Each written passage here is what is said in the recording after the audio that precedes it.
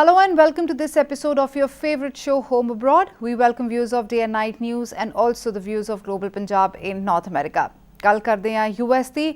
ਪਿਛਲੇ ਹਫਤੇ ਨਿਊਯਾਰਕ ਦੇ ਰਿਚਮੰਡ ਹਿੱਲ ਇਲਾਕੇ ਵਿੱਚ 3 ਅਣਪਛਾਤੇ ਨੌਜਵਾਨਾਂ ਵੱਲੋਂ ਇੱਕ ਪੰਜਾਬੀ ਨੌਜਵਾਨ ਨੂੰ ਗੋਲੀਆਂ ਮਾਰ ਕੇ ਜ਼ਖਮੀ ਕਰ ਦਿੱਤਾ ਗਿਆ। ਪੰਜਾਬੀ ਨੌਜਵਾਨ ਆਪਣੇ ਮਾਤਾ-ਪਿਤਾ ਨਾਲ ਸਥਾਨਕ ਗੁਰਦੁਆਰੇ ਵਿੱਚ ਇੱਕ ਧਾਰਮਿਕ ਸਮਾਗਮ ਵਿੱਚ ਸ਼ਾਮਲ ਹੋਣ ਲਈ ਆਇਆ ਸੀ। ਅਮਰੀਕਾ ਦੇ ਨਿਊਯਾਰਕ ਵਿੱਚ ਮਿਨੀ ਪੰਜਾਬ ਦੇ ਨਾਮ ਨਾਲ ਜਾਣੇ ਜਾਂਦੇ ਰਿਚਮੰਡ ਹਿੱਲ ਵਿੱਚ ਇੱਕ ਪੰਜਾਬੀ ਨੌਜਵਾਨ ਨੂੰ ਗੋਲੀ ਮਾਰ ਕੇ ਗੰਭੀਰ ਰੂਪ ਵਿੱਚ ਜ਼ਖਮੀ ਕਰ ਦਿੱਤਾ ਗਿਆ ਹੈ। ਇਹ ਘਟਨਾ ਐਤਵਾਰ ਦੀ ਸ਼ਾਮ ਕਰੀਬ 7:30 ਵਜੇ ਉਸ ਵੇਲੇ ਵਾਪਰੀ ਜਦੋਂ ਪੀੜਤ ਨੌਜਵਾਨ ਆਪਣੇ ਮਾਤਾ-ਪਿਤਾ ਨਾਲ 101 ਐਵਨਿਊ ਤੇ 116 ਸਟਰੀਟ ਤੇ ਖੜੀ ਆਪਣੀ ਕਾਰ ਵਿੱਚ ਹਾਲੇ ਬੈਠਾ ਹੀ ਸੀ ਕਿ 3 ਅਣਪਛਾਤੇ ਨੌਜਵਾਨਾਂ ਨੇ ਉਸ ਤੇ ਹਮਲਾ ਬੋਲ ਦਿੱਤਾ ਅਤੇ ਗੋਲੀ ਮਾਰ ਕੇ ਉਸ ਨੂੰ ਗੰਭੀਰ ਰੂਪ ਵਿੱਚ ਜ਼ਖਮੀ ਕਰ ਦਿੱਤਾ। ਜ਼ਖਮੀ ਨੌਜਵਾਨ ਨੂੰ ਤੁਰੰਤ ਹਸਪਤਾਲ ਪਹੁੰਚਾਇਆ ਗਿਆ। ਪੁਲਿਸ ਨੇ ਘਟਨਾ ਵਾਲੇ ਇਲਾਕੇ ਨੂੰ ਸੀਲ ਕਰਕੇ ਮਾਮਲੇ ਦੀ ਜਾਂਚ ਸ਼ੁਰੂ ਕਰ ਦਿੱਤੀ ਹੈ। ਹਮਲਾ ਕਰਨ ਵਾਲੇ ਨੌਜਵਾਨ ਦੀ ਕੋਈ ਜਾਣਕਾਰੀ ਹਾਲੇ ਤੱਕ ਨਹੀਂ ਮਿਲ ਪਾਈ ਹੈ। ਇੱਥੇ ਦੱਸਣਯੋਗ ਹੈ ਕਿ ਜ਼ਖਮੀ ਨੌਜਵਾਨ ਆਪਣੇ ਪਰਿਵਾਰ ਨਾਲ ਰਿਚਮੰਡ ਹਿੱਲ ਸਥਿਤ ਗੁਰਦੁਆਰਾ ਸਿੱਖ ਕਲਚਰਲ ਸੁਸਾਇਟੀ ਵਿੱਚ ਜੂਨ 1984 ਘੱਲੂਘਾਰੇ ਨਾਲ ਸੰਬੰਧਿਤ ਚੱਲ ਰਹੇ ਅਖੰਡ ਪਾਠਾਂ ਦੇ ਭੋਗ ਵਿੱਚ ਸ਼ਾਮਲ ਹੋਣ ਲਈ ਆਇਆ ਸੀ। ਇਸ ਦੌਰਾਨ ਪੀੜਤ ਨੌਜਵਾਨ ਦੇ ਪਰਿਵਾਰਕ ਮੈਂਬਰਾਂ ਨੇ ਕੁਝ ਵੀ ਕਹਿਣ ਤੋਂ ਇਨਕਾਰ ਕਰ ਦਿੱਤਾ ਹੈ। ਜਾਣਕਾਰੀ ਮੁਤਾਬਿਕ ਇਹ ਮਾਮਲਾ ਆਪਸੀ ਰੰਜਿਸ਼ਬਾਜ਼ੀ ਦਾ ਦੱਸਿਆ ਜਾ ਰਿਹਾ ਹੈ। Bureau report, day and night news. 2 ਸਾਲ ਪਹਿਲਾਂ ਸਰੀ ਦੀ ਇੱਕ ਹਫ਼ਤਾਵਾਰੀ ਪੰਜਾਬੀ ਅਖਬਾਰ ਦੇ ਦਫ਼ਤਰ ਵਿੱਚ ਕੰਮ ਕਰਦੀ ਪੰਜਾਬਣ ਰਵਿੰਦਰ ਕੌਰ ਨੂੰ ਕਤਲ ਕਰਨ ਦਾ ਦੋਸ਼ ਉਸ ਦੇ ਪਤੀ ਨੇ ਕਬੂਲ ਕਰ ਲਿਆ ਹੈ। ਸਾਲ 2011 ਵਿੱਚ ਸਰੀ ਦੇ ਇੱਕ ਪੰਜਾਬੀ ਹਫ਼ਤਾਵਾਰੀ ਅਖਬਾਰ ਸੱਚ ਦੀ ਆਵਾਜ਼ ਦੇ ਦਫ਼ਤਰ ਵਿੱਚ ਕੰਮ ਕਰਦੀ ਰਵਿੰਦਰ ਕੌਰ ਭੰਗੂ ਦੇ ਕਤਲ ਦਾ ਦੋਸ਼ ਉਸਦੇ ਹੀ ਪਤੀ ਮਨਮੀਤ ਸਿੰਘ ਵੱਲੋਂ ਕਬੂਲ ਕਰ ਲਿਆ ਗਿਆ ਹੈ। British Columbia supreme court New ਵੈਸਟ ਮਨਿਸਟਰ ਵਿੱਚ ਮੁਕੱਦਮੇ ਦੀ ਸੁਣਵਾਈ ਸ਼ੁਰੂ ਹੋਣ ਤੋਂ ਪਹਿਲਾਂ ਹੀ ਦੋਸ਼ੀ ਨੇ ਜੁਰਮ ਕਬੂਲ ਕਰਦਿਆਂ ਆਪਣੀ 24 ਸਾਲਾ ਪਤਨੀ ਨੂੰ ਮਾਰਨ ਦੀ ਗੱਲ ਮੰਨ ਲਈ ਹੈ। ਸਰਕਾਰੀ ਵਕੀਲ ਅਤੇ ਬਚਾਓ ਪੱਖ ਦੇ ਵਕੀਲ ਵੱਲੋਂ ਸਾਂਝੇ ਤੌਰ ਤੇ ਹੀ ਮਨਮੀਤ ਵੱਲੋਂ ਦੋਸ਼ ਸਵੀਕਾਰਨ ਦੀ ਕਾਰਵਾਈ ਦੋਵਾਂ ਧਿਰਾਂ ਦੀ ਸਹਿਮਤੀ ਨਾਲ ਕਰਵਾਈ ਗਈ। ਜੱਜ ਮਰੀਅਮ ਮੈਸੋਨਵਿਲ ਵੱਲੋਂ 21 ਜੂਨ ਤੱਕ ਦੋਸ਼ੀ ਲਈ ਸਜ਼ਾ ਦਾ ਫੈਸਲਾ ਰਾਖਵਾਂ ਰੱਖ ਲਿਆ ਗਿਆ ਹੈ। ਕਾਨੂੰਨੀ ਮਾਹਿਰਾਂ ਅਨੁਸਾਰ ਦੂਜਾ ਦਰਜਾ ਕਤਲ ਦੋਸ਼ਾਂ ਅਧੀਨ ਮਨਮੀਤ ਨੂੰ ਉਮਰ ਕੈਦ ਦੀ ਸਜ਼ਾ ਹੋਵੇਗੀ ਅਤੇ 16 ਸਾਲ ਤੱਕ ਉਹ ਜ਼ਮਾਨਤ ਲਈ ਅਰਜ਼ੀ ਨਹੀਂ ਦੇ ਸਕੇਗਾ। ਪੰਜਾਬ ਤੋਂ ਰਾਜਪੁਰਾ ਨਾਲ ਸੰਬੰਧਿਤ ਮਨਮੀਤ ਦੇ ਪਿਤਾ ਸੰਨ 2006 ਵਿੱਚ ਇੱਕ ਜੱਥੇ ਨਾਲ ਕੈਨੇਡਾ ਆਏ ਸਨ, ਜਿਨ੍ਹਾਂ ਮਗਰੋਂ ਕੈਨੇਡਾ ਰਹਿਣ ਲਈ ਗੁਰੂ ਨਾਨਕ ਗੁਰਦੁਆਰਾ ਸਾਹਿਬ ਸਰੀ ਡੈਲਟਾ ਦੁਆਰਾ ਇਮੀਗ੍ਰੇਸ਼ਨ ਕੇਸ ਅਪਲਾਈ ਕੀਤਾ ਗਿਆ। 2008 ਵਿੱਚ ਉਹਨਾਂ ਦੇ ਪਰਿਵਾਰ ਦੇ ਕੈਨੇਡਾ ਆਉਣ ਮਗਰੋਂ ਲੜਕੇ ਮਨਮੀਤ ਨੇ ਰਾਜਪੁਰਾ ਦੀ ਹੀ ਰਵਿੰਦਰ ਕੌਰ ਭੰਗੂ ਨਾਲ ਪ੍ਰੇਮ ਵਿਆਹ ਕਰਵਾ ਕੇ ਉਸ ਨੂੰ ਅਗਸਤ 2009 ਵਿੱਚ ਕੈਨੇਡਾ ਸੱਦ ਲਿਆ। ਬਚਾਓ ਪੱਖ ਦੇ ਵਕੀਲ ਮੁਤਾਬਕ ਦੋਵੇਂ ਅਪ੍ਰੈਲ 2011 ਤੱਕ ਇਕੱਠੇ ਰਹੇ। ਆਪਸੀ ਰੰਜਿਸ਼ ਦੀ ਸਥਿਤੀ ਉਸ ਵੇਲੇ ਭਿਆਨਕ ਰੂਪ ਧਾਰ ਗਈ ਜਦੋਂ ਸਰੀ ਦੇ ਪਾਇਲ ਬਿਜ਼ਨਸ ਸੈਂਟਰ ਵਿੱਚ ਸੱਚ ਦੀ ਆਵਾਜ਼ ਪੰਜਾਬ ਹਫ਼ਤਾਵਾਰੀ ਦੇ ਦਫ਼ਤਰ ਵਿੱਚ 28 ਸਾਲਾ ਮਨਮੀਤ ਕੁਹਾੜੀ ਲੈ ਕੇ ਪਹੁੰਚ ਗਿਆ ਅਤੇ ਉੱਥੇ ਕੰਮ ਕਰਦੀ ਰਵਿੰਦਰ ਕੌਰ ਦੇ ਸਿਰ ਤੇ 2 ਵਾਰ ਕਰ ਦਿੱਤੇ। ਇਸ ਦੌਰਾਨ ਅਖਬਾਰ ਦੇ ਇੱਕ ਫੋਟੋਗ੍ਰਾਫਰ ਵੱਲੋਂ ਮਨਮੀਤ ਨੂੰ ਰੋਕਣ ਤੇ ਕੁਹਾੜੀ ਦੇ ਵਾਰ ਉਸ ਉੱਪਰ ਕਰਕੇ ਉਸ ਨੂੰ ਵੀ ਜ਼ਖਮੀ ਕਰ ਦਿੱਤਾ ਗਿਆ। ਇਸ ਤੋਂ ਬਾਅਦ ਮਨਮੀਤ ਨੇ ਤੇਜ਼ਧਾਰ ਛੁਰੇ ਨਾਲ ਆਪਣੀ ਪਤਨੀ ਰਵਿੰਦਰ ਕੌਰ ਤੇ ਬਹੁਤ ਸਾਰੇ ਵਾਰ ਕਰਕੇ ਉਸ ਨੂੰ ਮੌਕੇ ਤੇ ਹੀ ਕਤਲ ਕਰ ਦਿੱਤਾ। Bureau report, day and night news. Travel ਏਜੰਟਾਂ ਵੱਲੋਂ ਠੱਗੀ ਠੋਰੀ ਦੀਆਂ ਖਬਰਾਂ ਆਏ ਦਿਨ ਆਮ ਹੀ ਸੁਣਨ ਨੂੰ ਮਿਲਦੀਆਂ ਰਹਿੰਦੀਆਂ ਨੇ, ਪਰ ਇਹ ਸਭ ਜਾਣ ਕੇ ਵੀ ਪੰਜਾਬ ਦੀ ਨੌਜਵਾਨ ਪੀੜ੍ਹੀ ਡਾਲਰਸ ਪੌਂਡਸ ਦੇ ਸੁਪਨੇ ਵੇਖ ਕੇ ਇਹਨਾਂ ਠੱਗਾਂ ਦੇ ਧੱਕੇ ਚੜ੍ਹ ਹੀ ਜਾਂਦੀ ਹੈ। ਇਹੋ ਜਿਹਾ ਹੀ ਮਾਮਲਾ ਪਿਛਲੇ ਹਫ਼ਤੇ ਵੇਖਣ ਨੂੰ ਮਿਲਿਆ ਲੁਧਿਆਣਾ ਅਤੇ ਅਮਰਗੜ੍ਹ ਵਿਖੇ, ਜਿੱਥੇ ਵਿਦੇਸ਼ ਭੇਜਣ ਦੇ ਨਾਮ ਤੇ ਲੋਕਾਂ ਨਾਲ ਠੱਗੀ ਮਾਰਨ ਵਾਲੇ 2 ਠੱਗ ਟਰੈਵਲ ਏਜੰਟਾਂ ਨੂੰ ਪੁਲਿਸ ਨੇ ਗ੍ਰਿਫਤਾਰ ਕਰ ਲਿਆ ਹੈ। ਪੁਲਿਸ ਹਿਰਾਸਤ ਵਿੱਚ ਕਾਲੇ ਕੱਪੜੇ ਨਾਲ ਆਪਣਾ ਮੂੰਹ ਛੁਪਾਈ ਜੋ ਇਨਸਾਨ ਤੁਸੀਂ ਵੇਖ ਰਹੇ ਹੋ, ਇਹ ਲੁਧਿਆਣਾ ਦਾ ਠੱਗ ਟਰੈਵਲ ਏਜੰਟ ਰਾਜੇਸ਼ ਸ਼ਰਮਾ ਹੈ। ਰਾਜੇਸ਼ ਸ਼ਰਮਾ ਹੁਣ ਤੱਕ ਵਿਦੇਸ਼ ਭੇਜਣ ਦੀ ਆਪਣੀ ਠੱਗੀ ਦੀ ਦੁਕਾਨ ਲੁਧਿਆਣਾ ਬੱਸ ਅੱਡੇ ਦੇ ਸਾਹਮਣੇ ਬਣੇ ਇੱਕ ਕੰਪਲੈਕਸ ਵਿੱਚੋਂ ਚਲਾਉਂਦਾ ਆ ਰਿਹਾ ਸੀ ਤੇ ਹਰ ਦਿਨ ਬੱਸਾਂ ਤੇ ਲੁਧਿਆਣਾ ਪਹੁੰਚਣ ਵਾਲੇ ਸੈਂਕੜੇ ਯਾਤਰੂਆਂ ਨੂੰ ਜਹਾਜ਼ ਦੀ ਯਾਤਰਾ ਕਰਵਾਉਣ ਦਾ ਸੁਪਨਾ ਦਿਖਾਉਂਦਾ ਸੀ ਤੇ ਵਿਦੇਸ਼ੀ ਧਰਤੀ ਤੇ ਡਾਲਰ ਪੌਂਡ ਕਮਾਉਣ ਦਾ ਝਾਂਸਾ ਵੀ ਦਿੰਦਾ ਸੀ। ਇਸ ਤਰ੍ਹਾਂ ਇਸ ਧੋਖੇਬਾਜ਼ ਟਰੈਵਲ ਏਜੰਟ ਨੇ ਸਿਰਫ ਲੁਧਿਆਣਾ ਦੇ ਹੀ ਨਹੀਂ ਬਲਕਿ ਪੂਰੇ ਪੰਜਾਬ ਤੋਂ ਕਈ ਨੌਜਵਾਨਾਂ ਨੂੰ ਆਪਣੀ ਠੱਗੀ ਦਾ ਸ਼ਿਕਾਰ ਬਣਾਇਆ ਹੈ। ਮੀਨਾ ਕੁਮਾਰੀ ਤੇ ਇੰਦਰਜੀਤ ਸਿੰਘ ਵੀ ਉਹਨਾਂ ਲੋਕਾਂ ਵਿੱਚੋਂ ਨੇ ਜੋ ਇਸ ਠੱਗ ਟਰੈਵਲ ਏਜੰਟ ਦੇ ਸ਼ਿਕਾਰ ਬਣੇ। ਜੀ ਇਹਨੇ ਸਾਡੇ ਨਾਲ ਮੇਰੇ 5 ਲੱਖ ਦਾ ਵਾਅਦਾ ਕੀਤਾ ਸੀਗਾ ਵੀ ਮੈਂ ਬਾਹਰ ਭੇਜਾਂਗਾ ਤੇ ਇਹਨੇ 50,000 ਮੇਰੇ ਤੋਂ ਲਿੱਤਾ ਹੈਗਾ ਔਰ ਇਹਨੇ ਬਾਅਦ ਚੋਂ ਅਸੀਂ ਪੁਲਿਸ 'ਚ ਕੰਪਲੇਂਟ ਕੀਤੀ ਤੇ ਇਹਨੇ ਮੈਨੂੰ ਚੈੱਕ ਦਿੱਤਾ ਹੈਗਾ 50,000 ਦਾ ਕੈਨੇਡਾ ਭੇਜਣ ਵਾਸਤੇ ਵੀ ਮੇਰੇ ਬੇਟੇ ਦਾ ਔਰ ਮੇਰੇ ਦਾ ਵੀਜ਼ਾ ਲਗਵਾਉਣਾ ਸੀਗਾ। ਹੱਲੇ ਕੀ ਡਾਕੂਮੈਂਟਸ ਵੀ ਮੇਰੇ ਇਹਦੇ ਕੋਲ ਪਏ ਹੈਗੇ ਆ। ਮੇਰਾ ਪੈਨ ਕਾਰਡ ਇਹਦੇ ਕੋਲ ਪਿਆ ਹੈਗਾ, ਨੇ ਅੱਜ ਤੱਕ ਮੇਰੇ ਕੋਲ ਵਾਪਸ ਨਹੀਂ ਕੀਤਾ। ਮੈਂ ਇਹਦੇ ਕੋਲੋਂ ਬਹੁਤ ਮੁਸ਼ਕਲ ਨਾਲ ਆਪਣਾ ਪਾਸਪੋਰਟ ਵਾਪਸ ਲਿਆ ਹੈਗਾ। ਬਾਹਰ ਜਾਣ ਵਾਸਤੇ ਮੈਨੂੰ ਕਹਿੰਦੇ ਸੀ ਬਈ ਮੈਂ ਤਾਂ 95,000 ਰੁਪਏ ਦਿੱਤਾ ਉਹਨਾਂ ਨੂੰ, ਕਹਿੰਦੇ ਸੀ ਬਾਹਰ ਲੈ ਜਾਓਗੇ। ਮੇਰੇ ਪੈਸੇ ਨਹੀਂ ਮੁੜੇ, ਪਾਸਪੋਰਟ ਮੇਰਾ ਭੇਜਤਾ ਇਹਨਾਂ ਨੇ, ਪੈਸੇ ਨਹੀਂ ਮੁੜੇ ਇਹਨਾਂ ਦੇ। ਕਿਹੜੀ ਕੰਟਰੀ ਮਲੇਸ਼ੀਆ 'ਚ ਕਿਤੇ। ਮੀਨਾ ਕੁਮਾਰੀ ਤੇ ਇੰਦਰਜੀਤ ਸਿੰਘ ਮਹਿਜ਼ ਉਹ ਦੋ ਲੋਕ ਨੇ ਜੋ ਇਸ ਟਰੈਵਲ ਏਜੰਟ ਦੀ ਗ੍ਰਿਫਤਾਰੀ ਦੀ ਸੂਚਨਾ ਮਿਲਣ ਤੇ ਉਸ ਖਿਲਾਫ ਸ਼ਿਕਾਇਤ ਦਰਜ ਕਰਵਾਉਣ ਥਾਣੇ ਪਹੁੰਚੇ। ਪਰ ਪੁਲਿਸ ਨੇ ਰਾਜੇਸ਼ ਸ਼ਰਮਾ ਨੂੰ ਸ਼ਹਿਰ ਦੇ ਇੱਕ ਵੱਡੇ ਹਸਪਤਾਲ ਦੀ ਨਰਸ ਦੀ ਸ਼ਿਕਾਇਤ ਤੇ ਕਾਬੂ ਕੀਤਾ ਹੈ, ਜਿਸ ਨੂੰ ਇਸ ਨੇ ਸਿੰਗਾਪੁਰ ਭੇਜਣ ਦਾ ਲਾਰਾ ਲਾ ਕੇ ਇਸ ਕੋਲੋਂ ਵੱਡੀ ਰਕਮ ਠੱਗੀ ਸੀ। ਟਰੈਵਲ ਏਜੰਟ ਦਾ ਕੰਮ ਕਰ ਰਿਹਾ ਸੀ, ਸ਼ਰਮਾ ਟਰੈਵਲ ਏਜੰਟ ਦੇ ਨਾਲ ਰਾੜੇ ਸਾਹਿਬ ਮਾਰਕੀਟ ਹੈ ਲੁਧਿਆਣੇ, ਉੱਥੇ ਦਾ ਆਫਿਸ ਸੀਗਾ ਤੇ ਲੋਕਾਂ ਨੂੰ ਪਾਸਪੋਰਟ ਬਣਾਉਣ ਤੇ ਬਾਹਰ ਭੇਜਣ ਦੇ ਪੈਸੇ ਲੈਂਦਾ ਸੀ। ਪਿਛਲੇ ਹਫ਼ਤੇ ਸੰਗਰੂਰ ਜ਼ਿਲ੍ਹੇ ਦੀ ਅਮਰਗੜ੍ਹ ਪੁਲਿਸ ਨੇ ਵੀ ਦਿੱਲੀ ਤੋਂ ਇੱਕ ਪਿਓ ਪੁੱਤਰ ਨੂੰ ਕਾਬੂ ਕੀਤਾ ਹੈ, ਜੋ ਆਪਣੇ ਆਪ ਨੂੰ ਟਰੈਵਲ ਏਜੰਟ ਦੱਸ ਕੇ ਭੋਲੇ ਭਾਲੇ ਲੋਕਾਂ ਨੂੰ ਵਿਦੇਸ਼ ਭੇਜਣ ਦਾ ਝਾਂਸਾ ਦੇ ਕੇ ਉਹਨਾਂ ਦੇ ਕੋਲੋਂ ਲੱਖਾਂ ਰੁਪਏ ਠੱਗ ਰਹੇ ਸਨ। ਇਹ ਦੋਵੇਂ ਪਿਓ ਪੁੱਤ ਮਿੰਨੀ ਟੂਰ ਐਂਡ ਟਰੈਵਲਸ ਨਾਮ ਦੀ ਕੰਪਨੀ ਦਾ ਇਸ਼ਤਿਹਾਰ ਅਖਬਾਰਾਂ ਵਿੱਚ ਦੇ ਕੇ ਲੋਕਾਂ ਨੂੰ ਆਪਣੇ ਜਾਲ ਵਿੱਚ ਫਸਾਉਂਦੇ ਸਨ। ਦੁਬਈ ਵਿੱਚ ਡਰਾਈਵਰੀ ਦਾ ਕੰਮ ਕਰਨ ਵਾਲੇ ਦੋ ਨੌਜਵਾਨਾਂ ਅਮਰੀਕ ਸਿੰਘ ਅਤੇ ਸੁਰਪ੍ਰੀਤ ਸਿੰਘ ਕੋਲੋਂ ਇਹਨਾਂ ਲੋਕਾਂ ਨੇ 17 ਲੱਖ ਰੁਪਏ ਠੱਗੇ ਅਤੇ ਇਹਨਾਂ ਨੇ ਕੈਨੇਡਾ ਦਾ ਨਕਲੀ ਵੀਜ਼ਾ ਉਹਨਾਂ ਦੇ ਹੱਥ ਫੜਾ ਦਿੱਤਾ। ਇਹ ਮੁੰਡਾ ਹੋ ਗਿਆ ਸੀ ਪੀਓ ਜੀ, ਇਹਨੂੰ ਕੱਲ ਦਿੱਲੀ ਤੋਂ ਅਰੈਸਟ ਕਰਵਾ ਕੇ ਲਿਆਏ ਜੀ ਅਸੀਂ, ਨਾਲ ਜਾ ਕੇ ਪੀਓ ਵਾਲਿਆਂ ਦੇ ਨਾਲ। ਤੇ ਇਹਨੇ ਬਹੁਤ ਲੋਕਾਂ ਨਾਲ ਹੋਰ ਵੀ ਠੱਗੀਆਂ ਮਾਰੀਆਂ, ਸਕੂਨ ਵੀਜ਼ੇ ਜਾਲੀ ਕੱਢ ਲੋਕਾਂ ਨੂੰ ਦਿੰਦਾ ਜੀ ਇਹ। ਇਹਨਾਂ ਤੇ ਪੂਰੀ ਸਖਤ ਕਾਰਵਾਈ ਕਰੀ ਜਾਵੇ ਤੇ ਸਾਨੂੰ ਇਨਸਾਫ ਮਿਲੇ ਜੀ। ਦੋਨੋਂ ਟਰੈਵਲ ਏਜੰਟ, ਜਿਹੜਾ ਇੱਕ ਤਾਂ ਮੋਹਤ ਸ਼ਰਮਾ ਜੀ ਆਪਦਾ ਨਾਮ ਦੱਸਦਾ ਸੀ, ਇੱਕ ਸੁਰਿੰਦਰ ਸਿੰਘ ਦੱਸਦਾ ਸੀ। ਇਹਨਾਂ ਦੇ ਦੋਹਾਂ ਦੇ ਨਾਂ ਜਾਣੀ ਜਿਹੜਾ ਮੋਹਤ ਸ਼ਰਮਾ ਸੀ ਉਹਦਾ ਨਾਮ ਨਿਕਲਿਆ ਲਖਵੀਰ ਸਿੰਘ ਲੱਖਾ ਤੇ ਸੁਰਿੰਦਰ ਸਿੰਘ ਦਾ ਨਾਮ ਹਰਭਜਨ ਸਿੰਘ ਨਿਕਲਿਆ ਜੀ। ਇਹ ਸਾਡੇ ਨਾਲ 17,20,000 ਦਾ ਫਰਾਡ ਕਰ ਗਏ ਜੀ ਇਹ। ਕਾਫੀ ਮੁਸ਼ੱਕਤ ਤੋਂ ਬਾਅਦ ਪੰਜਾਬ ਪੁਲਿਸ ਨੇ ਕਈ ਸਾਲਾਂ ਤੋਂ ਫਰਾਰ ਚੱਲੇ ਆ ਰਹੇ ਇਸ ਟਰੈਵਲ ਏਜੰਟ ਨੂੰ ਦਿੱਲੀ ਜਾ ਕੇ ਦਬੋਚ ਲਿਆ। ਇੱਕ ਭਲਾਸ ਦੇ ਏਰੀਏ ਦੋ ਪਿਓ ਪੁੱਤ ਸੀ, ਲਖਵੀਰ ਸਿੰਘ ਤੇ ਉਹਦਾ ਪਿਓ ਦਾ ਹਰਭਜਨ ਸਿੰਘ ਸੀ। ਇਹ ਦੋਵੇਂ ਪਿਓ ਪੁੱਤਾਂ ਨੇ ਮਨਵੀ ਦੇ ਬੰਦਿਆਂ ਨੂੰ ਅਖਬਾਰ ਰਾਹੀਂ ਬੁਲਾ ਕੇ ਤੇ ਇਹਨਾਂ ਤੋਂ 14,30,000 ਰੁਪਏ ਠੱਗੀ ਮਾਰੀ ਸੀ ਵੀ ਤੁਹਾਨੂੰ ਬਾਹਰ ਅਮਰੀਕਾ ਭੇਜ ਦਿਆਂਗੇ। ਨਾ ਤਾਂ ਇਹਨਾਂ ਨੂੰ ਅਮਰੀਕਾ ਭੇਜਿਆ ਤੇ ਨਾ ਹੀ ਇਹਨਾਂ ਦੇ ਪੈਸੇ ਵਾਪਸ ਕੀਤੇ ਨੇ। ਤੇ 28 ਤਰੀਕ ਨੂੰ ਲਖਵੀਰ ਸਿੰਘ ਪਹਿਲਾਂ ਤਾਂ ਪਿਓ ਪਹਿਲਾਂ ਅਰੈਸਟ ਕਰ ਲਿਆ ਸੀ ਤੇ 28 ਤਰੀਕ ਨੂੰ ਪੀਓ ਬਣਿਆ ਸੀ ਲਖਵੀਰ। ਇਹਨੂੰ ਕਾਬੂ ਕਰਕੇ ਮਾਨਵ ਅਦਾਲਤ ਮਲੇਰਕੋਟਲਾ ਪੇਸ਼ ਕਰ ਦਿੱਤਾ। ਇਹਨਾਂ ਦੇ ਪਹਿਲਾਂ ਵੀ ਭਲਾਸ ਏਰੀਏ 'ਚ ਬਹੁਤ ਪਰਚੇ ਦਰਜ ਹੋਏ ਨੇ। ਇਹਨਾਂ ਮਾਮਲਿਆਂ ਦੇ ਸਾਹਮਣੇ ਆਉਣ ਦੇ ਨਾਲ ਇਹ ਤਾਂ ਸਾਬਤ ਹੋ ਗਿਆ ਕਿ ਸਰਕਾਰਾਂ ਅਤੇ ਪ੍ਰਸ਼ਾਸਨ ਵੱਲੋਂ ਵਾਰ-ਵਾਰ ਸਮਝਾਉਣ ਦੇ ਬਾਵਜੂਦ ਵੀ ਲੋਕ ਹਾਲੇ ਸਮਝਣ ਲਈ ਤਿਆਰ ਨਹੀਂ ਹੋਏ ਨੇ ਅਤੇ ਉਹ ਕਿਸੇ ਨਾ ਕਿਸੇ ਲਾਲਚਵਸ ਇਹੋ ਜਿਹੇ ਟਰੈਵਲ ਏਜੰਟਾਂ ਦੇ ਜਾਲ ਵਿੱਚ ਫਸ ਜਾਂਦੇ ਨੇ ਜੋ ਰਜਿਸਟਰਡ ਨਹੀਂ ਹੁੰਦੇ ਅਤੇ ਜਿਨ੍ਹਾਂ ਦਾ ਇੱਕੋ ਇੱਕ ਏਜੰਡਾ ਲੋਕਾਂ ਦੀਆਂ ਜੇਬਾਂ ਵਿੱਚੋਂ ਪੈਸੇ ਕੱਢਣਾ ਹੁੰਦਾ ਹੈ। ਲੁਧਿਆਣਾ ਤੋਂ ਗੌਰਵ ਵਾਲੀਆ ਅਤੇ ਸੰਗਰੂਰ ਤੋਂ ਹਰਸ਼ ਕੌਸ਼ਲ ਦੇ ਨਾਲ ਸੁਰਿੰਦਰ ਸਿੰਘ, ਡੇ ਐਂਡ ਨਾਈਟ ਨਿਊਜ਼। ਕਿ ਇੰਗਲੈਂਡ ਵਿੱਚ ਰਹਿਣ ਵਾਲੇ ਜ਼ਿਆਦਾਤਰ ਸਿੱਖ ਉੱਥੇ ਵਸਣ ਵਿੱਚ ਮਾਣ ਮਹਿਸੂਸ ਕਰਦੇ ਨੇ। ਇੰਗਲੈਂਡ ਵਿੱਚ ਪਹਿਲੀ ਵਾਰ ਸਿੱਖਾਂ ਸੰਬੰਧੀ ਪੇਸ਼ ਕੀਤੀ ਗਈ ਇੱਕ ਸਰਵੇਖਣ ਰਿਪੋਰਟ ਵਿੱਚ ਇਹ ਖੁਲਾਸਾ ਹੋਇਆ ਹੈ। ਇੰਗਲੈਂਡ ਵਿੱਚ ਜੰਮੇ ਜਾਂ ਵਸੇ ਜ਼ਿਆਦਾਤਰ ਸਿੱਖ ਉੱਥੇ ਹੀ ਰਹਿਣ ਉੱਤੇ ਮਾਣ ਮਹਿਸੂਸ ਕਰਦੇ ਨੇ। ਇਹ ਦਾਅਵਾ ਕੀਤਾ ਹੈ ਯੂਕੇ ਦੀ ਪਾਰਲੀਮੈਂਟ ਵਿੱਚ ਪੇਸ਼ ਕੀਤੀ ਗਈ ਰਿਪੋਰਟ ਦੇ ਆਧਾਰ ਉੱਤੇ। ਇਹ ਸਰਵੇਖਣ ਬ੍ਰਿਟਿਸ਼ ਸਿੱਖ ਰਿਪੋਰਟ ਵੱਲੋਂ ਪਹਿਲੀ ਵਾਰ ਕਰਵਾਇਆ ਗਿਆ ਅਤੇ ਇਸ ਵਿੱਚ 650 ਸਿੱਖਾਂ ਤੋਂ ਆਨਲਾਈਨ ਸਵਾਲ ਪੁੱਛੇ ਗਏ। ਇਹਨਾਂ ਵਿੱਚ ਸਿਆਸਤ, ਧਰਮ ਅਤੇ ਸੱਭਿਆਚਾਰ ਨਾਲ ਸੰਬੰਧਿਤ ਸਵਾਲ ਸ਼ਾਮਲ ਸਨ। ਬ੍ਰਿਟੇਨ ਵਿੱਚ ਸਿੱਖਾਂ ਨਾਲ ਸੰਬੰਧਿਤ ਇਹ ਸਭ ਤੋਂ ਵੱਡਾ ਅਤੇ ਨਿਵੇਕਲਾ ਸਰਵੇਖਣ ਕੀਤਾ ਗਿਆ ਜਿਸ ਨੂੰ ਸਿੱਖ ਮਾਹਰਾਂ ਅਤੇ ਵਿਦਵਾਨਾਂ ਦੀ ਟੀਮ ਨੇ ਤਿਆਰ ਕੀਤਾ ਹੈ। ਸਰਵੇਖਣ ਕੀਤੇ ਗਏ 95% ਸਿੱਖਾਂ ਨੇ ਬ੍ਰਿਟੇਨ ਵਿੱਚ ਰਹਿਣ ਉੱਤੇ ਮਾਣ ਮਹਿਸੂਸ ਕੀਤਾ ਹੈ ਅਤੇ ਇਸ ਨੂੰ ਆਪਣੀ ਪਸੰਦੀਦਾ ਥਾਂ ਐਲਾਨਿਆ ਹੈ। ਦੱਸ ਦਈਏ ਕਿ ਬ੍ਰਿਟੇਨ ਵਿੱਚ ਕਰੀਬ 7,60,000 ਸਿੱਖ ਵਸਦੇ ਨੇ। ਯੂਕੇ ਦੇ ਇੱਕੋ ਇੱਕ ਸਿੱਖ ਮੈਂਬਰ ਪਾਰਲੀਮੈਂਟ ਅਤੇ ਕੰਜ਼ਰਵੇਟਿਵ ਪਾਰਟੀ ਦੇ ਆਗੂ ਪਾਲ ਉਪਲ ਨੇ ਸਿੱਖਾਂ ਵੱਲੋਂ ਇੰਗਲੈਂਡ ਨੂੰ ਆਪਣਾ ਮੁਲਕ ਐਲਾਨਣ ਦਾ ਸਵਾਗਤ ਕੀਤਾ ਹੈ। ਉਨ੍ਹਾਂ ਬ੍ਰਿਟਿਸ਼ ਸਿੱਖਾਂ ਵੱਲੋਂ ਪ੍ਰਗਟਾਏ ਗਏ ਵਿਚਾਰਾਂ ਦੀ ਸ਼ਲਾਘਾ ਕੀਤੀ ਹੈ। ਉਧਰ ਲੇਬਰ ਪਾਰਟੀ ਦੇ ਆਗੂ ਐਡ ਮਿਲੀਬੈਨ ਨੇ ਸਰਵੇਖਣ ਬਾਰੇ ਆਪਣੀ ਰਾਏ ਪ੍ਰਗਟ ਕਰਦਿਆਂ ਕਿਹਾ ਕਿ ਬ੍ਰਿਟਿਸ਼ ਸਿੱਖਾਂ ਨੇ ਉਨ੍ਹਾਂ ਦੇ ਮੁਲਕ ਦੀ ਖੁਸ਼ਹਾਲੀ ਲਈ ਵੱਡਾ ਯੋਗਦਾਨ ਪਾਇਆ ਹੈ। ਉਨ੍ਹਾਂ ਬ੍ਰਿਟਿਸ਼ ਸਿੱਖ ਰਿਪੋਰਟ ਵੱਲੋਂ ਕੀਤੇ ਜਾ ਰਹੇ ਉਪਰਾਲੇ ਦੀ ਪ੍ਰਸ਼ੰਸਾ ਕੀਤੀ। BBC ਏਸ਼ੀਅਨ ਨੈਟਵਰਕ ਮੁਤਾਬਕ ਰਿਪੋਰਟ ਵਿੱਚ ਇਹ ਵੀ ਦੱਸਿਆ ਗਿਆ ਕਿ ਸਰਵੇਖਣ ਵਿੱਚ 75% ਸਿੱਖਾਂ ਨੂੰ ਨਸਲਵਾਦ ਦਾ ਵੀ ਸਾਹਮਣਾ ਕਰਨਾ ਪਿਆ ਹੈ। ਸਰਵੇਖਣ ਵਿੱਚ ਨਸਲਵਾਦ ਨਾਲ ਨਜਿੱਠਣ ਲਈ ਕਈ ਢੰਗ ਤਰੀਕੇ ਦੱਸੇ ਗਏ ਨੇ।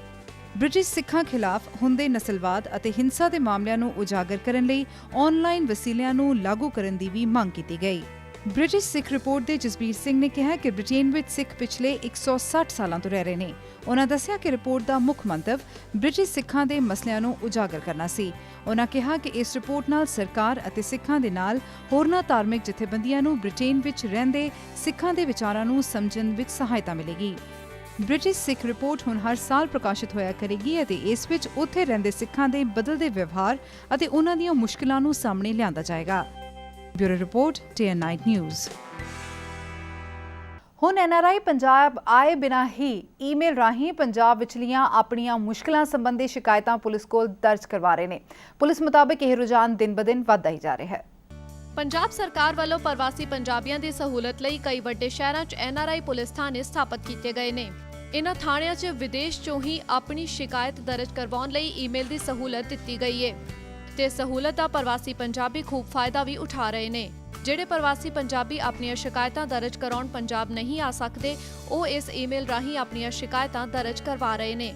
ਪੁਲਿਸ ਅਧਿਕਾਰੀ ਮੁਤਾਬਿਕ ਜ਼ਿਆਦਾਤਰ ਸ਼ਿਕਾਇਤਾਂ ਕੈਨੇਡਾ, UK ਤੇ ਇਟਲੀ ਤੋਂ ਆ ਰਹੀਆਂ ਨੇ ਤੇ ਇਹਨਾਂ ਵਿੱਚ ਜ਼ਮੀਨ, ਜਾਇਦਾਦ ਤੇ ਵਿਆਹ ਸ਼ਾਦੀਆਂ ਸੰਬੰਧੀ ਮਾਮਲਿਆਂ ਦੀ ਤਾਦਾਦ ਕਾਫੀ ਜ਼ਿਆਦਾ ਹੈ।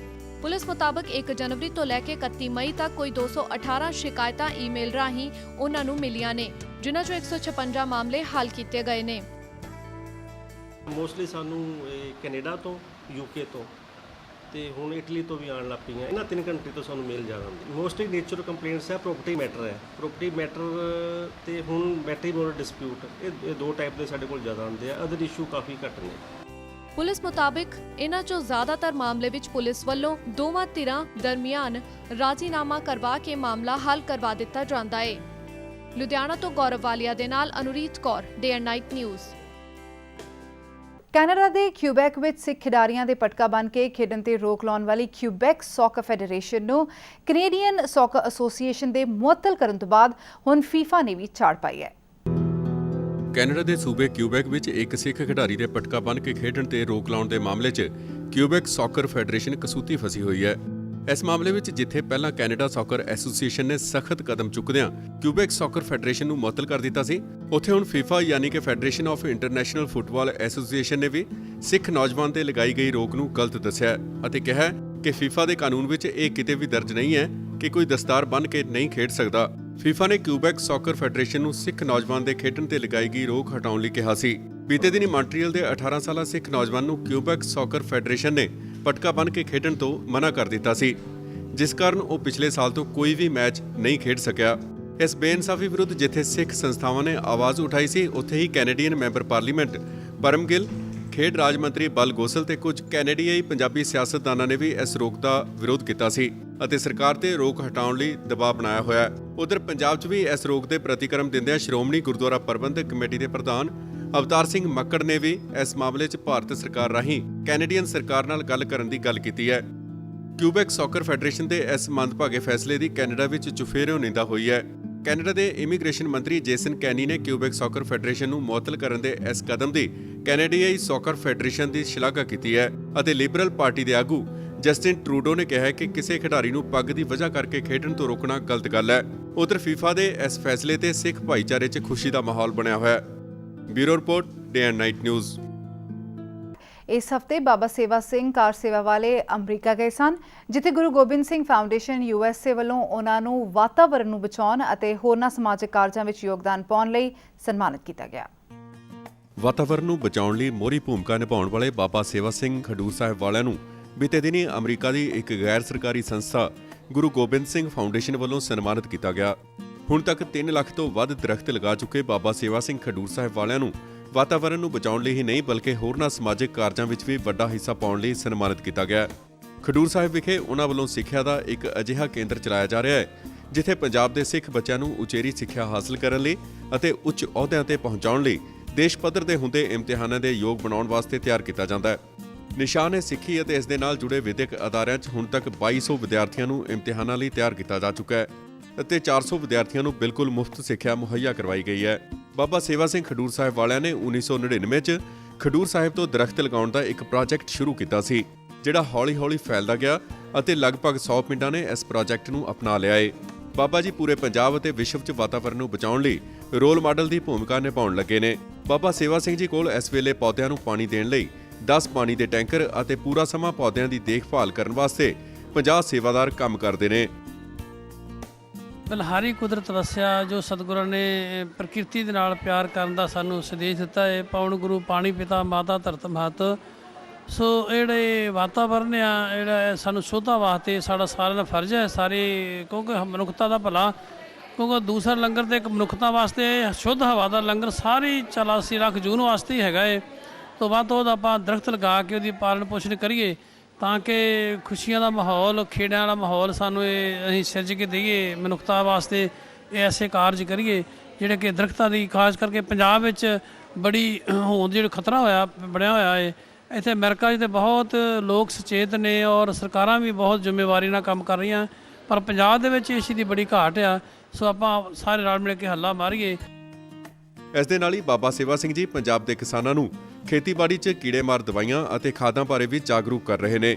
ਗੁਰੂ ਗੋਬਿੰਦ ਸਿੰਘ ਫਾਊਂਡੇਸ਼ਨ ਦੇ ਸਕੱਤਰ ਅਤੇ ਈਕੋ ਸਿੱਖ ਨਾਮ ਦੀ ਸੰਸਥਾ ਦੇ ਪ੍ਰਧਾਨ ਡਾਕਟਰ ਰਾਜਵੰਤ ਸਿੰਘ ਨੇ ਬਾਬਾ ਸੇਵਾ ਸਿੰਘ ਬਾਰੇ ਕਿਹਾ ਕਿ ਉਹਨਾਂ ਦੀ ਸਿੱਖ ਭਾਈਚਾਰੇ ਅਤੇ ਕੌਮ ਨੂੰ ਵੱਡੀ ਦੇਣ ਹੈ ਅਤੇ ਉਹ ਸਧਾਰਨ ਜੀਵਨ ਜਿਉਂਦਿਆਂ ਵੀ ਸਾਡੇ ਸਮਾਜ ਅਤੇ ਮਨੁੱਖਤਾ ਲਈ ਵੱਡਾ ਕਾਰਜ ਕਰ ਰਹੇ ਨੇ। Bureau report, day and night news. Chandigarh ਵਿੱਚ Holland based writer Amar Jyoti ਨੇ ਲਾਂਚ ਕੀਤੀ ਆਪਣੀ ਨਵੀਂ ਕਿਤਾਬ nation identity and diaspora in Surinamese poetry. ਇਹ ਕਿਤਾਬ ਪੰਜਾਬੀ ਅਤੇ ਇੰਗਲਿਸ਼ ਦੋਵਾਂ ਭਾਸ਼ਾਵਾਂ ਵਿੱਚ ਰਿਲੀਜ਼ ਕੀਤੀ ਗਈ ਹੈ।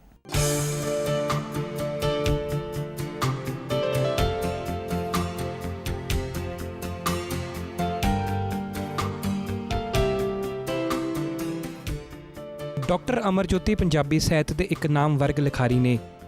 1982 ਵਿੱਚ ਇਹਨਾਂ ਨੇ ਨੈਦਰਲੈਂਡਸ ਦਾ ਰੁੱਖ ਕੀਤਾ। ਇਹਨਾਂ ਨੇ ਕਈ ਨਜ਼ਮਾਂ ਤੇ ਕਹਾਣੀਆਂ ਲਿਖੀਆਂ। ਸ਼ੁੱਕਰਵਾਰ ਚੰਡੀਗੜ੍ਹ ਵਿੱਚ ਇਹਨਾਂ ਦੀ ਕਿਤਾਬ ਸੂਰੀਨਾਮੀ ਕਵਿਤਾ, ਕੌਮੀਅਤ, ਸ਼ਨਾਖਤ ਅਤੇ ਡਾਇਸਪੋਰਾ ਪੰਜਾਬੀ ਵਿੱਚ ਰਿਲੀਜ਼ ਹੋਈ ਤੇ ਇਸ ਦਾ ਅੰਗਰੇਜ਼ੀ version nation identity and diaspora in Surinamese poetry ਨੂੰ ਵੀ ਰਿਲੀਜ਼ ਕੀਤਾ ਗਿਆ। ਇਹਨਾਂ ਨੇ ਪੰਜਾਬੀ ਲਿਟਰੇਚਰ ਵਿੱਚ ਮਾਸਟਰਸ ਕੀਤੀ ਅਤੇ ਆਪਣੀ PhD nation identity and diaspora ਤੇ ਕੀਤੀ। ਮੈਂ ਜਦੋਂ 1982 ਵਿੱਚ ਨੀਦਰਲੈਂਡ ਵਿੱਚ ਗਈ ਸਾਂ ਤਾਂ ਉੱਥੇ ਮੈਨੂੰ ਕੁਝ ਲੋਕ ਮਿਲੇ ਜਿਨ੍ਹਾਂ ਦੇ, ਕਿਉਂਕਿ ਮੈਂ ਆਪ ਪੋਇਟ ਹਾਂ, ਰਾਈਟਰ ਹਾਂ, ਅਤੇ ਉੱਥੇ ਮੇਰਾ ਸੀ ਕਿ ਮੈਂ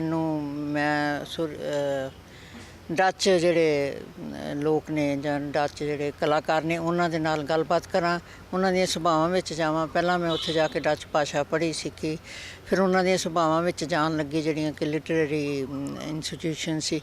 ਉੱਥੇ ਮੈਨੂੰ ਕੋਈ ਸੂਰੀਨਾਮ ਪੋਇਟਸ ਐਂਡ ਰਾਈਟਰਸ ਮਿਲੇ ਜਿਹੜੇ ਕਿ ਲਿਖਦੇ ਤੇ ਸੁਰਨਾਮੀ ਉਹਨਾਂ ਦੀ ਜਿਹੜੀ ਭਾਸ਼ਾ ਹੈ ਔਰ ਜਾਂ ਡੱਚ ਜਿਹੜੀ ਓਫੀਸ਼ੀਅਲ ਲੈਂਗੁਏਜ ਹੈ ਉਹਦੇ ਵਿੱਚ ਉਹ ਲਿਖਦੇ ਸੀ। ਉਹਨਾਂ ਦੇ ਨੈਣ ਨਕਸ਼ ਆਪਣੇ ਵਰਗੇ ਸੀ, ਭਾਰਤੀ ਸੀ, ਸਾਂਵਲੇ ਰੰਗ ਸੀ। ਮੈਨੂੰ ਲੱਗਿਆ ਕਿ ਇਹ ਲੋਕ, ਜਦੋਂ ਮੈਂ ਉਹਨਾਂ ਦੀਆਂ ਕਵਿਤਾਵਾਂ ਜਾਂ ਉਹਨਾਂ ਦੀਆਂ ਕਹਾਣੀਆਂ ਸੁਣਦੀ ਸੀ ਤਾਂ ਲੱਗਦਾ ਸੀ ਜਿਵੇਂ ਕਿਸੇ ਪੰਜਾਬੀ ਨੇ ਜਾਂ ਭਾਰਤੀ ਨੇ ਹੀ ਉਹ ਲਿਖੀਆਂ ਗਈਆਂ ਹੁਣ, ਕਿਉਂਕਿ ਉਹਦੇ ਵਿੱਚ ਸੱਭਿਆਚਾਰ, ਦਰਸ਼ਨ, ਨਾਂ ਸਾਰੇ ਵੀ ਜੋ ਵੀ ਸੀ ਉਹ ਸਾਰਾ ਕੁਝ ਸਾਡਾ ਹੁੰਦਾ ਸੀ। ਫਿਰ ਮੈਂ ਉਹਨਾਂ ਨੂੰ ਮਿਲੀ, ਉਹਨਾਂ ਦੀਆਂ ਹੋਰ ਕਿਤਾਬਾਂ ਪੜ੍ਹੀਆਂ ਅਤੇ ਮੇਰੀ ਦਿਲਚਸਪੀ ਪੈਦਾ ਹੋਈ ਕਿ ਮੈਨੂੰ ਇਸ ਦੇ ਉੱਤੇ ਕੰਮ ਕਰਨਾ ਚਾਹੀਦਾ ਹੈ। ਆਓ ਹੁਣ ਇਹਨਾਂ ਤੋਂ ਹੀ ਜਾਣਦੇ ਹਾਂ ਕਿ ਇਹਨਾਂ ਨੇ ਇਸ ਕਿਤਾਬ ਨੂੰ ਅੰਗਰੇਜ਼ੀ ਵਿੱਚ ਕਿਉਂ ਟਰਾਂਸਲੇਟ ਕੀਤਾ। ਕਿਉਂਕਿ ਸੁਰੀਨਾਮ ਲੋਕਾਂ ਦੀ ਜਿਹੜੀ ਭਾਸ਼ਾ ਹੈ ਉਹ ਡੱਚ ਹੈ ਜਾਂ ਸੁਰਨਾਮੀ ਵਿੱਚ ਲਿਖਦੇ, ਪੰਜਾਬੀ ਉਹ ਸਮਝ ਨਹੀਂ ਸਕਦੇ, ਅਤੇ ਇਸੇ ਲਈ ਮੈਨੂੰ ਅੰਗਰੇਜ਼ੀ ਵਿੱਚ ਛਪਵਾਇਆ ਕਿ ਉਹਨਾਂ ਦੇ 140ਵੇਂ ਜਿਹੜਾ ਸਾਲ ਇਮੀਗਰੈਂਟਸ ਦਾ ਮਨਾ ਰਹੇ, ਉੱਥੇ ਅਸੀਂ ਹੁਣ ਜਾ ਕੇ ਤੇ ਹਾਲੈਂਡ ਦੇ ਵਿੱਚ ਇਸ ਨੂੰ ਵੀ ਰਿਲੀਜ਼ ਕਰਾਂਗੇ। ਔਰ ਜਦੋਂ ਮੈਂ ਇਹ ਖੋਜ ਕਾਰਜ ਕੀਤਾ ਤਾਂ ਮੈਨੂੰ ਇਹ ਬੜੀ ਹੈਰਾਨੀ ਭਰੀ ਖੁਸ਼ੀ ਹੋਈ ਕਿ ਸੂਰੀਨਾਮ ਸਾਹਿਤ ਦਾ, ਜਿਹੜੇ ਭਾਰਤੀ ਮੂਲ ਦੇ ਸੂਰੀਨਾਮੀ ਲੇਖਕ ਨੇ, ਉਹਨਾਂ ਦਾ ਸਾਹਿਤ ਦਾ ਪਹਿਲਾ ਕਵੀ ਜਿਹੜਾ ਸਾਬਲ ਸਿੰਘ, ਉਹ ਇੱਕ ਪੰਜਾਬੀ ਇਮੀਗਰੈਂਟ ਸੀ ਔਰ ਉਸ ਨੇ ਹੀ ਅਸੀਂ ਕਹਿ ਸਕਦੇ ਹਾਂ ਕਿ ਪੰਜਾਬੀ ਸੂਰੀਨਾਮ ਸਾਹਿਤ ਨੂੰ ਸ਼ੁਰੂ ਕਰਨ ਦੀ ਜਾਂ ਸੂਰੀਨਾਮ ਸਾਹਿਤ ਦੀ ਜਿਹੜੀ ਸੀ ਨੀਂਹ ਰੱਖੀ। ਇਸ ਕਿਤਾਬ ਵਿੱਚ ਕੌਮ ਦੇ ਸਿਰਜਣ ਤੇ ਵੱਖਰੇ ਸੱਭਿਆਚਾਰ ਦੇ ਮਿਲਣ ਤੇ ਵੀ ਇਹਨਾਂ ਨੇ ਚਾਨਣਾ ਪਾਇਆ। ਸੋ ਇਹਦੇ ਵਿੱਚ ਮੈਂ ਦੱਸਿਆ ਹੈ ਕਿ ਕੌਮੀਅਤ ਜਿਹੜੀਆਂ ਨੇ, ਅਸੀਂ ਇੱਕ ਕੌਮ ਕਹਿੰਦੇ ਹਾਂ, ਜਿਸ ਤਰ੍ਹਾਂ ਭਾਰਤ ਵਿੱਚ ਵੀ ਵੈਸੇ ਅਸੀਂ ਸਾਰੇ ਭਾਰਤੀ ਹਾਂ ਪਰ ਵੱਖ-ਵੱਖ ਧਰਮਾਂ 'ਚ ਰਹਿ ਕੇ ਅਸੀਂ ਕਹਿੰਦੇ ਹਾਂ ਅਸੀਂ ਹਿੰਦੂ ਹਾਂ ਜੀ, ਉਹ ਪਰ ਇੱਕ ਕੌਮ ਜਿਹੜੀ ਹੈ ਤੁਸੀਂ ਉਹ ਕਿਸ ਤਰ੍ਹਾਂ ਸਿਰਜੀ ਜਾਂਦੀ ਹੈ, ਉਹਦੇ ਵਿੱਚ ਇਕੱਲਾ ਇੱਕ ਧਰਮ ਨਹੀਂ ਹੁੰਦਾ, ਉਹਦੇ 'ਚ ਕਈ ਧਰਮ ਰਲੇ ਹੁੰਦੇ ਆ, ਕਈ ਸੱਭਿਆਚਾਰ ਰਲਦੇ ਆ, ਫਿਰ ਇੱਕ ਕੌਮ ਬਣਦੀ ਹੈ। ਇਸ ਨੂੰ ਮੈਂ ਐਲਾਬੋਰੇਟ ਇਸ ਦੇ ਵਿੱਚ ਕੀਤਾ। ਇਸੇ ਤਰ੍ਹਾਂ ਜਦੋਂ ਸੱਭਿਆਚਾਰ, ਜਦੋਂ ਤੁਸੀਂ ਪ੍ਰਵਾਸ ਕਰਦੇ ਤੇ ਦੂਸਰੇ ਦੇਸ਼ ਦੇ ਵਿੱਚ ਸੱਭਿਆਚਾਰ ਕਿਸ ਤਰ੍ਹਾਂ ਆਪਸ ਵਿੱਚ ਮਿਲਦੇ ਆ, ਉਹਦੇ ਵਿੱਚ ਇੱਕ ਨਵਾਂ ਸੱਭਿਆਚਾਰ ਵੀ ਨਿਕਲਦਾ ਹੈ। ਅਤੇ ਡਾਇਸਪੋਰਾ ਦੇ ਵਿੱਚ ਜਿਹੜਾ ਕਿ ਡਾਇਸਪੋਰਾ ਮੈਂ ਇਹਨਾਂ ਦੀਆਂ ਕਵਿਤਾਵਾਂ, ਸੂਰੀਨਾਮ ਕਵੀਆਂ ਦੀਆਂ ਕਵਿਤਾਵਾਂ ਵਿੱਚੋਂ ਲੱਭਿਆ। ਉਮੀਦ ਕਰਦੇ ਹਾਂ ਕਿ ਇਹਨਾਂ ਦੀ ਕਿਤਾਬ ਲੋਕਾਂ ਨੂੰ ਖੂਬ ਪਸੰਦ ਆਵੇਗੀ। ਕੈਮਰਾਮੈਨ ਗੁਰਿੰਦਰ ਸਿੰਘ ਦੇ ਨਾਲ Jaideep Mitra, day and night news, Chandigarh. And with that, it's a wrap on this episode of Home Abroad. For feedback and suggestions, you can write to us at editor@dayandnightnews.com or call us at 01725043747. You can also SMS us at 9815606061. For latest news and updates, keep watching Day and Night News. Thanks for watching. ਖਬਰਾਂ ਦੀ ਦੁਨੀਆ ਵਿੱਚ ਆਓ, ਸਾਡੇ ਨਾਲ ਕਦੇ ਵੀ ਤੇ ਕਿਤੋਂ ਵੀ ਜੁੜੋ। ਆਪਾਂ ਮਿਲਾਂਗੇ ਫੇਸਬੁੱਕ ਤੇ, ਅਸੀਂ ਦਿਖਾਂਗੇ YouTube ਤੇ, ਸਾਨੂੰ ਫੋਲੋ ਕਰੋ Twitter ਤੇ। ਖਬਰਾਂ ਨਾਲ ਜੁੜੇ ਰਹੋ ਦਿਨ ਰਾਤ।